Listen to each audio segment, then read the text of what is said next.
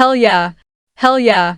Cheering. The crowd was losing it. The energy was insane, and honestly, it felt like one of those moments where people were expecting some massive groundbreaking announcement. Welcome back to Basketball Fan. And then came the news that somehow got presented like it was the biggest shock in WNBA history. The Indiana Fever officially exercised Indiana Fever star rookie Caitlin Clark's fourth-year option. And let's be honest for a second, people immediately started reacting like this was some dramatic franchise-defining move. Meanwhile, if you actually understand how the league works, this was basically the most obvious decision imaginable. Seriously, there was never a world where the Fever were not going to pick up that option. We're talking about a player who changed the visibility of the entire league, shattered attendance expectations, exploded television ratings, transformed the Fever into must-watch basketball, and instantly became the face of the franchise. So yes, obviously the option was exercised. The funny part is how some people tried to turn this into some shocking headline, as if the Fever front office sat around debating whether or not to keep her. That never happened. This was paperwork. This was structure.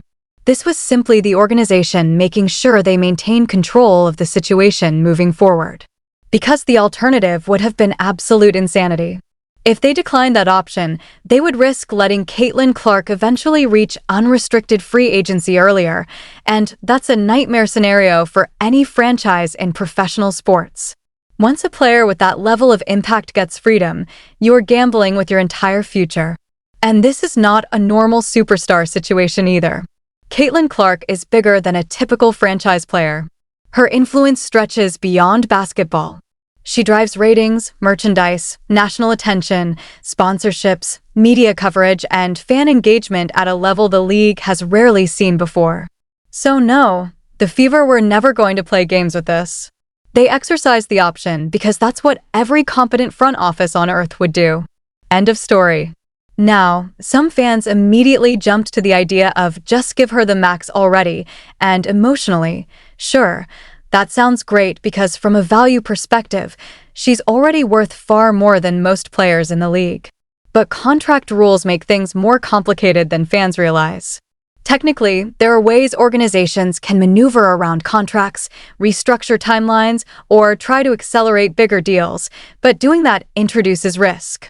And the second you introduce risk with a player like Caitlin Clark, you're playing with fire. Because if the Fever ever lose control of the situation, there will be teams lined up across the entire league ready to throw everything possible at her. That's the reality. This is why the option was automatic. This isn't about loyalty speeches or emotional promises. It's about protecting the franchise's future. And realistically, barring something completely unexpected, Caitlin Clark is going to be with the Indiana Fever for years. That's the direction this is headed. The timelines already point that way. Then you look at Aliyah Boston and her contract situation, and suddenly the bigger picture starts making sense. The Fever are clearly trying to align their core players together. Because championship windows in professional sports are all about timing. You don't just build around one superstar and hope for the best. You build synchronized timelines so your key players peak together, stay together, and compete together. That's why Aliyah's deal matters. That's why Caitlin's future structure matters. And honestly, the most logical path is probably Caitlin taking a shorter extension later on, keeping roster flexibility alive while the organization figures out how to maintain the core around her. Maybe that means keeping Kelsey Mitchell long-term. Maybe it means setting up for a massive contract later once league financial structures evolve even more. Because eventually, Caitlin Clark is going to cash in on a completely different level. Everyone knows it. The league knows it. The Fever know it. Fans know it. The money side of women's basketball is changing rapidly, and she's one of the biggest reasons why. That's why this whole fourth-year option discussion honestly feels overblown. It's not some dramatic turning point. It's just the franchise handling business exactly the way it should. And what honestly surprised me the most was the reaction, or honestly, the lack of reaction. I thought social media was going to explode with outrage, debates, conspiracy theories, and hot takes. Instead, most people just looked at the announcement and went, yeah, obviously. Because deep down, everybody already knew this was happening long before the official announcement ever dropped. I honestly thought the reaction to this news was going to be way more chaotic.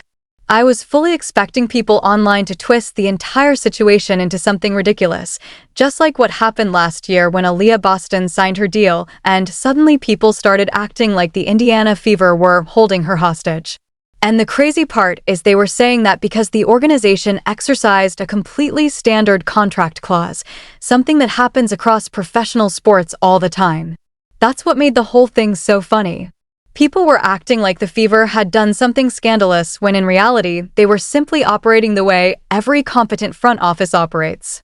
I still remember those takes too. I literally have some of those posts bookmarked because they were so dramatic that you almost had to save them for later. And now? Silence. Absolute silence. Nobody is screaming about injustice anymore. Nobody is pretending this is some terrible abuse of power. Nobody is going viral claiming the organization is ruining players' careers. Even the loudest critics suddenly have nothing to say. And honestly, that tells you everything you need to know because deep down everyone understands the truth. This is normal. This is how the league works. Teams draft players, they develop players, and when those players become valuable, they maintain contractual control for as long as the collective bargaining agreement allows. That's not controversy. That's literally the system.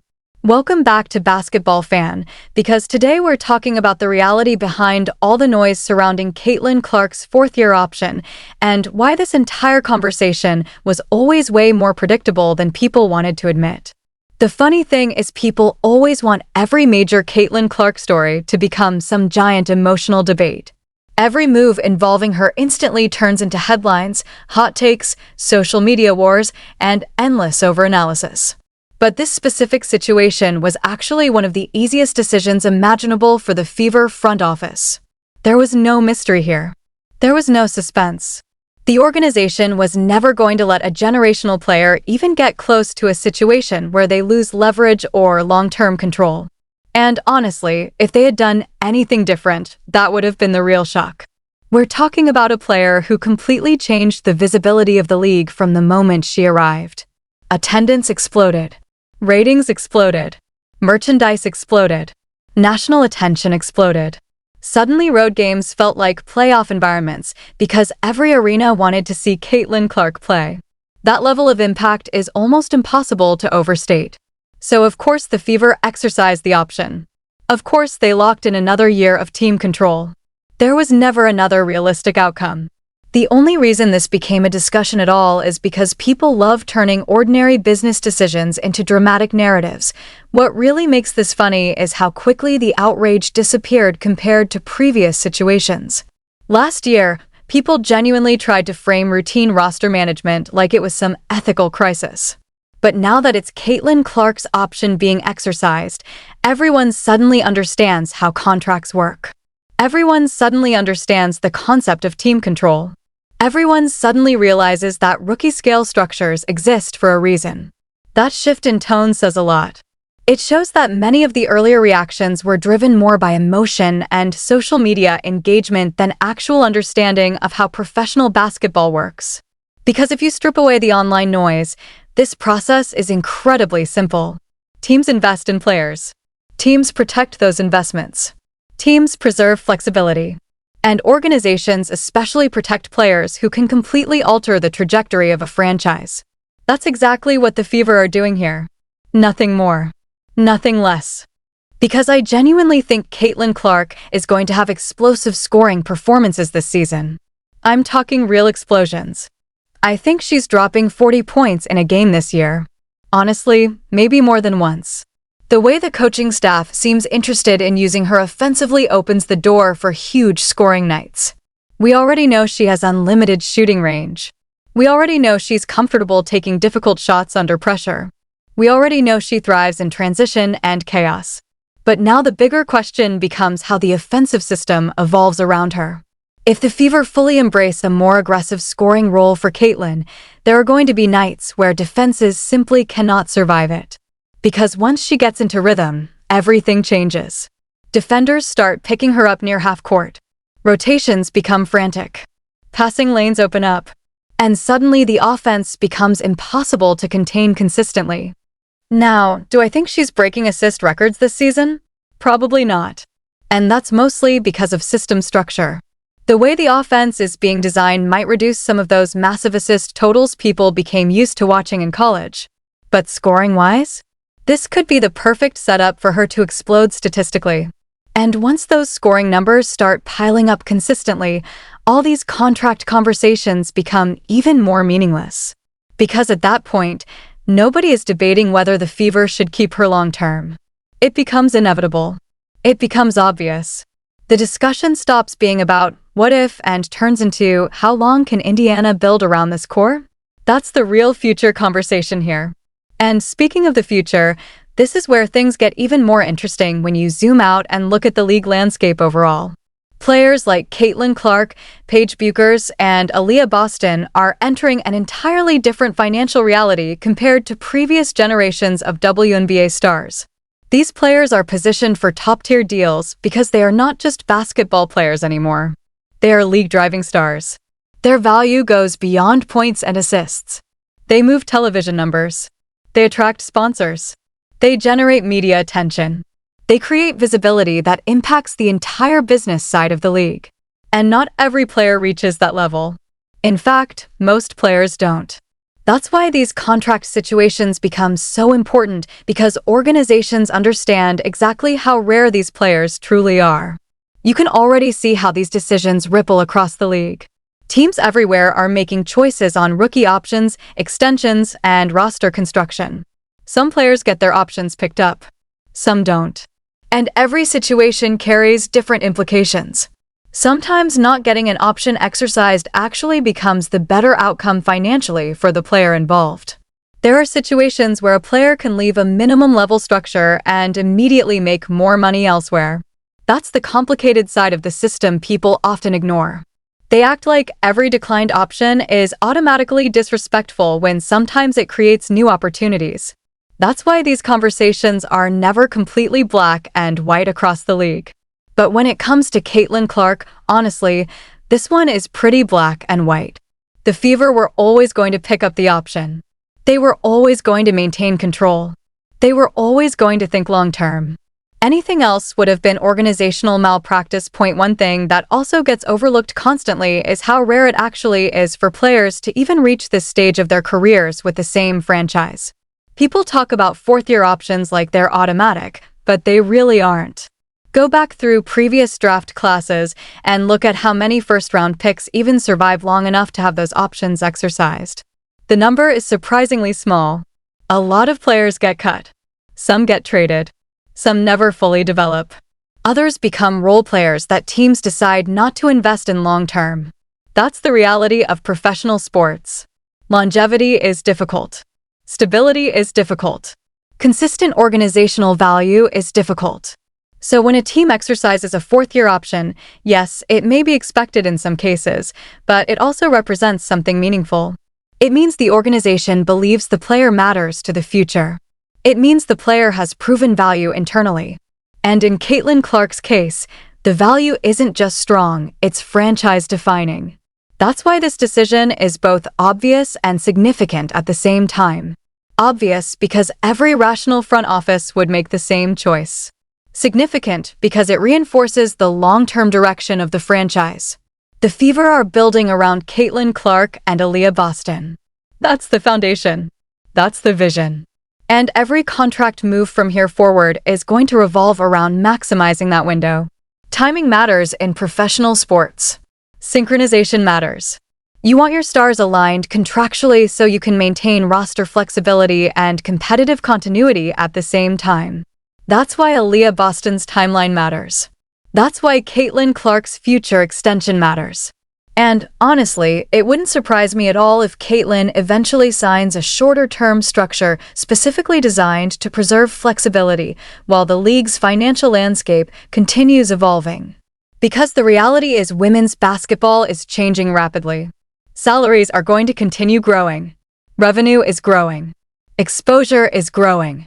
Investment is growing. And eventually, the top players in the sport are going to cash in on an entirely different level financially. That's another reason why all this panic about options and control feels overdramatic. Everyone involved understands where this is heading long-term. The Fever understand it. Caitlin Clark understands it. The league understands it. The real challenge isn't deciding whether to keep her. The real challenge is building a championship-level roster around her while maintaining flexibility for the future. That's the balancing act. That's what actually matters. Because once a player reaches her level of influence, the conversation changes entirely. You're no longer wondering whether she belongs in the league or whether she deserves investment. You're trying to figure out how to maximize the championship window before the financial structure of the roster becomes more complicated.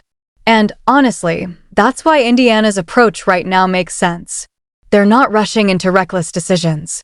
They're not overcomplicating things. They're not creating unnecessary drama. They're just maintaining control, preserving flexibility, and letting the timeline develop naturally. That's smart management. Because if you look around professional sports, the organizations that panic early are often the ones that create long-term problems for themselves. The Fever are avoiding that trap. They understand they already have the hardest piece to acquire, a generational superstar capable of transforming the franchise. Once you have that player, your job becomes protecting the timeline around them. Another thing people keep forgetting is that Caitlin Clark is not fighting for survival in this league. She's not on the roster bubble. She's not trying to prove she belongs. This isn't some uncertain developmental project. This is guaranteed investment. This is long-term planning. Even in some absolutely insane alternate universe where something unexpected happened and the Fever moved on from her, which is not happening, they'd still be financially tied to the decision. That's how committed this structure already is. That's how locked in the situation has become. So when you really break all of this down, most of the dramatic reactions disappear immediately. At the end of the day, the reality is incredibly simple. The Indiana Fever made the easiest decision possible. They exercised the fourth-year option of a player who has already become the face of the franchise and arguably one of the most important figures in modern women's basketball. The move was expected. The move was logical. The move was necessary. And despite all the online debates, all the jokes, all the sarcasm, and all the overreactions, Caitlin Clark's future remains exactly where everyone already expected it to be, with the Indiana Fever, leading the franchise into the next era of the WNBA. And honestly, once the season starts and the basketball takes center stage again, all this contract talk is probably going to fade into the background anyway. Because when Caitlin Clark starts lighting up scoreboards, hitting logo threes, controlling games, and putting together those massive performances everyone knows are coming, the focus will shift right back to what made her special in the first place, the basketball itself. And when that happens, people are going to realize this entire conversation was never really about whether the Fever believed in her future. That part was already decided a long time ago.